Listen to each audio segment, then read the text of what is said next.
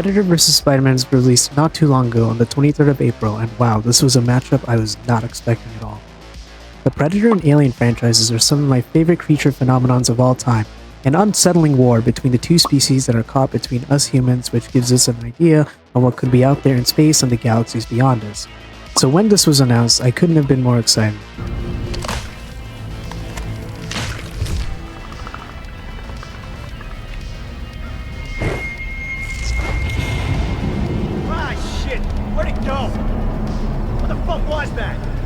I love the Aliens vs. Predator movies and the games. I never even realized there were Alien and Predator comics until not too long ago, and I might do a review of those whenever I get the chance to.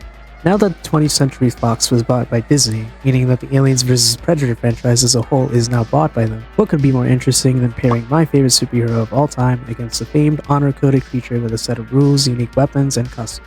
One of my favorite aspects about this issue so far is how comic book Marvel's New York treats the phenomenon of a serial killer. Seeing the Predator's victims are all problematic people, you could very easily be reminded of people like U's Joe Goldberg, Showtime's Dexter, even Carnage, or if you send him far enough the deep end, the Punisher himself. The victims that the Predator killed have enough gore to them to place Spider-Man in an 18+ ecosystem, which is my favorite type of comic books. Nothing too safe, but nothing too friendly, and the rear end of family-friendly Marvel, which I've quickly outgrown as I've aged. Like, look at this.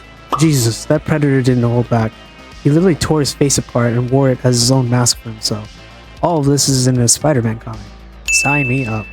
Another thing about this comic that took me by surprise is the appearance of Kraven, which makes complete sense as Kraven's sole purpose is to look for targets up above the food chain of the ecosystems around him. So yeah, if you love Aliens vs. Predator and Spider-Man, this is a must-read. The only nitpicking I have for this comic is how I'm having trouble on finding where this fits in the timeline if this comic intended to do so.